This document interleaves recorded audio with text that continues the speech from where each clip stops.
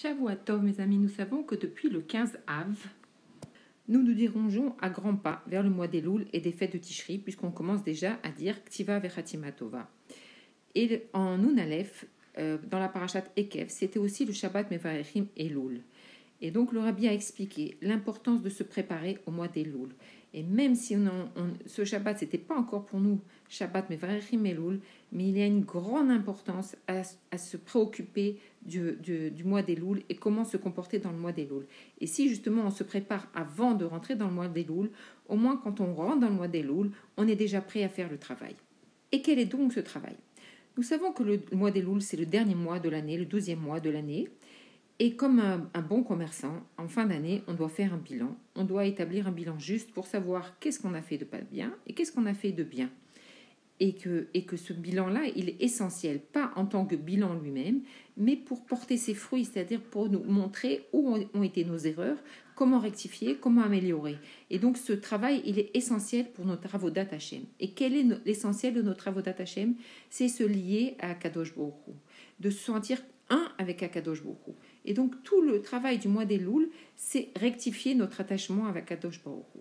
Et bien entendu, pour améliorer ce lien, on doit d'abord avoir le Kabbalat Ol. Le Kabbalat Ol, c'est la soumission envers Akadosh Baruch Hu. On doit déjà se poser la question, qu'est-ce que Hachem il veut de moi? Est-ce que j'ai rempli la mission qui m'a été confiée? Où j'en suis dans toute cette avodat Hachem? Puisque je sais que j'ai été créé que pour servir mon Créateur. Donc, je dois commencer à réfléchir où j'en suis de tout ce travail. La Nour Hazaken nous enseigne tout de suite qu'est-ce que veut dire le mois d'Elul, qu'est-ce qu'on peut apprendre du mois d'Elul rien qu'en regardant ces lettres. On voit que le Aleph, le Lamed, le Vav et le Lamed sont les initiales de Ani, les Dodi, Vedodili. Je suis à mon bien-aimé et mon bien-aimé est à moi. Ce qui résume, qui symbolise les deux sortes de travail qu'on doit faire dans le mois d'Elul. Le premier travail qui est le réveil d'en bas, c'est-à-dire comment moi je suis avec mon Créateur, et le deuxième travail qui est du Créateur envers moi-même. Donc, le premier temps, le premier travail qui nous est demandé, c'est comment moi, je sers à Kadosh Baruch Hu. Comment moi, avec mes forces à Kadosh Baruch Hu m'a donné, comment je me comporte envers Akadosh Baruch Hu, comment je le sers, comment j'introduis les forces dans mon travail, comment j'étudie, comment je fais ma tefila, comment je suis avec les autres, quel impact j'ai sur le monde, moi. Alors que d'habitude, on a l'habitude de dire qu'on ne doit pas s'occuper de notre ego, mais là justement, on doit réfléchir sur ce que les forces qu'Akadosh Baruch Hu m'a données, moi, le petit être humain, et qu'est-ce que j'en ai fait pendant toute cette année-là. C'est la première prise de conscience de savoir où j'en suis par rapport aux forces qu'Akadosh Baruch Hu m'a données. Et en fait, ce travail, il est essentiel. C'est la base du monde. C'est la base avec laquelle Akadosh Baruch Hu, il a créé le monde. Il a créé le monde, il a mis l'homme dans le monde pour que l'homme, il puisse, de sa petitesse, il puisse dévoiler le nom d'Akadosh Baruch Hu et dévoiler qui il est lui-même. Et tout ce travail, le juif, il ne doit pas attendre l'aide d'en haut. Tout ce travail, il doit être fait avec ses forces lui-même. Puisque Akadosh Baruch Hu, il a créé un monde où il a fait que la nature humaine ne veut pas se contenter de recevoir. C'est-à-dire on aurait du mal à imaginer quelqu'un qui se délègue du fait qu'on lui apporte à manger, qu'on lui apporte tous ses besoins sans qu'il ait besoin de travailler. Notre nature veut qu'on a besoin de travailler pour recevoir quelque chose. Et quand on reçoit la chose, alors elle est beaucoup mieux acceptée que si on nous donne les choses sans qu'on ait travaillé, alors on ne sent pas que les choses, elles sont à nous. Et donc, Akadosh Baruch Hu, il a créé le monde de telle manière qu'on a besoin de travailler pour recevoir un salaire, que c'est comme ça qu'on apprécie notre salaire. On ne pourrait pas l'apprécier si on n'avait pas mis des forces dedans. Et comme le Rabbi nous dit, le juif ne veut pas manger le pain de la honte. Il veut produire des efforts pour les recevoir. Et d'ailleurs, toute la Torah, elle est basée sur ce principe qu'on travaille et on reçoit. Donc tout le but de la Kavana, tout le but du monde, c'est que l'homme, il ait un plaisir de recevoir par son travail. C'est comme j'ai cherché et j'ai trouvé. Quand on investit des forces, on en reçoit. Et quand on fait son travail là, alors ce qu'on va recevoir, il va être beaucoup plus intégré dans notre nature, il va nous pénétrer. Ça, c'est le premier stade. Et le deuxième stade, ce qu'on va recevoir, il va être d'un niveau beaucoup plus grand que si Akadosh Baruch Hu nous avait donné un cadeau sans effort. Et là représente toute la force d'aller du Aleph vers la dernière lettre, c'est-à-dire un travail progressif. C'est le travail de chaque jour, d'augmenter chaque jour. Et c'est pour ça que le mois d'Elul, il commence par la lettre Aleph, et que dans le mois d'Elul, il n'y a pas de fête, il n'y a pas de jour de Yom Tov. Et c'est tout ce travail de rôle de rajouter chaque jour un peu plus. Mais le Rabbi nous dit que puisque dans le passouk, il y a Anil et Dodi, c'est donc le travail qu'on vient d'expliquer, mais il y a aussi Dodili, le travail de recevoir. Et comment on peut faire Cheshbon Nefesh sur le travail de recevoir? Comment on peut influencer sur la manière dont Akadosh Baruch Hu, il nous donne les choses? Alors, comme on l'a vu, on a dit que notre travail, il va déclencher chez Akadosh Baruch Hu le salaire. Mais comment recevoir ce salaire? Et c'est là, sur ce point-là, qu'on doit faire Cheshbon Nefesh. Pour comprendre, on va juste raconter un petit exemple. Imaginons qu'il y avait un grand Talmid Racham qui a besoin d'un travail artistique. Il amène l'ouvrier chez lui, l'ouvrier fait le travail, il est parfaitement content, il est tellement content qu'il veut le récompenser encore plus de ce que le travail qui a été fait. Et donc il décide, au lieu de le payer, de lui faire un Chidouche Torah. Bien entendu, l'ouvrier, il n'est pas d'accord, parce que lui, il veut de l'argent, il ne comprend rien dans le Chidouche Torah. Et s'il savait à quel point ce Chidouche Torah il pourrait l'aider et à quel point il serait grand, bien sûr qu'il aurait choisi le Chidouche Torah. Mais comme il ne connaît pas la valeur, alors il préfère l'argent. Alors en fait, c'est un peu ce qui se passe. Nous, on travaille, on fait des efforts. Et donc, Akadosh Baruch Hu, ils vont nous récompenser. Mais bien souvent, on n'a pas fait le Kéli pour recevoir ce don d'Akadosh Baruch Hu, cette récompense d'Akadosh Baruch Hu. Et donc, ce travail de Cheshbon Nefesh, c'est justement d'élargir nos Kélim, d'élargir la manière de recevoir ce qui nous est dû. Et ce travail, il est plus sur la qualité, c'est plus le côté spirituel. À quel point je vais utiliser toute mon énergie divine pour servir à Kadosh Baruch Hu. Comment je vais essayer d'utiliser, si on peut dire, la même langue qu'Akadosh Baruch Hu. Puisqu'Akadosh Baruch Hu, il est Ein Sof, alors moi aussi, je dois utiliser dans mon service quelque chose d'Ein Sof. Et c'est quoi, en vérité? C'est toujours se dépasser. Quand on va essayer de servir à Kadosh Baruch Hu avec des grandes forces, au-dessus de ses forces même, alors on parle la même langue et là on peut recevoir un salaire qui est beaucoup plus appréciable et beaucoup plus grand que la manière habituelle. Rosh Chodesh Elul, en général, c'est toujours 2 jours. Il y a le 30e jour du mois d'Av qui est le premier jour du Rosh Chodesh et le 2e jour qui est le premier jour du mois d'Elul. Et donc le premier jour du mois d'Elul, il représente tout le travail de bas en haut, le travail de Alev jusqu'à Tav. Et l'année Nun Aleph, Rosh Chodesh, c'était Shabbat et dimanche. Et donc le rabbi nous a expliqué toute l'importance de ces 2 jours.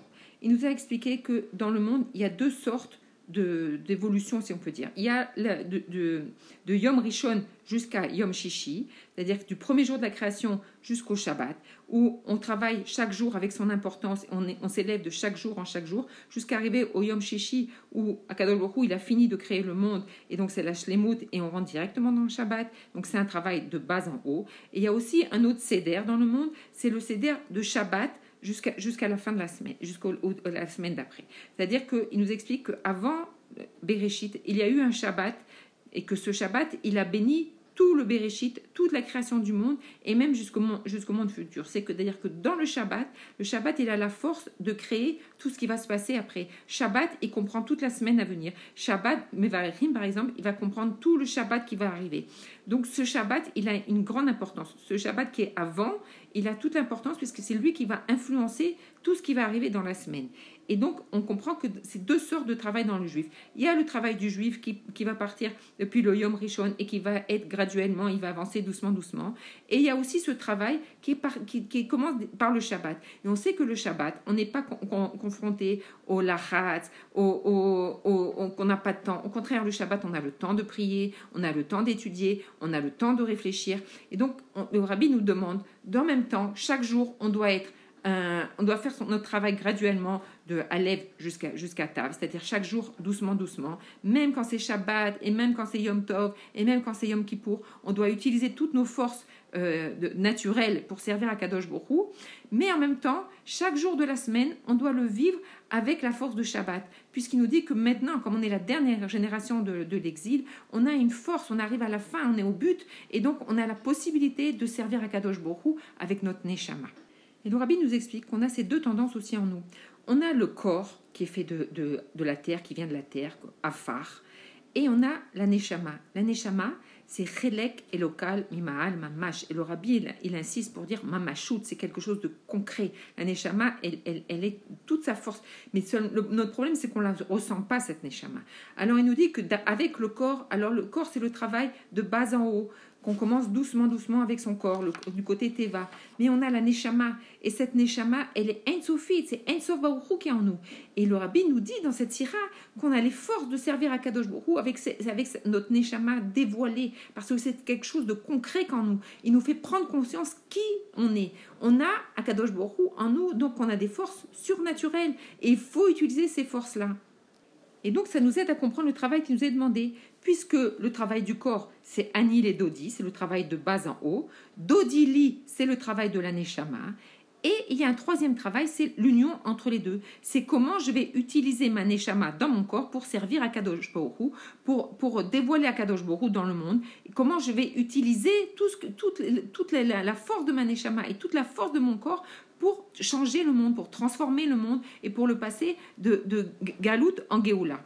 Et le Rabbi nous expliquait que tout le but de la création du monde, c'est justement le travail du juif de bas en haut. Puisqu'Akadosh Baruch Hu, il a créé un monde pour qu'on lui fasse une dira betartonim. Et ça, il n'y a que le juif en bas qui peut le faire. Bien sûr, Akadosh Baruch Hu pourrait tout faire, mais c'est sa volonté que c'est le peuple d'en bas qui va lui créer sa maison.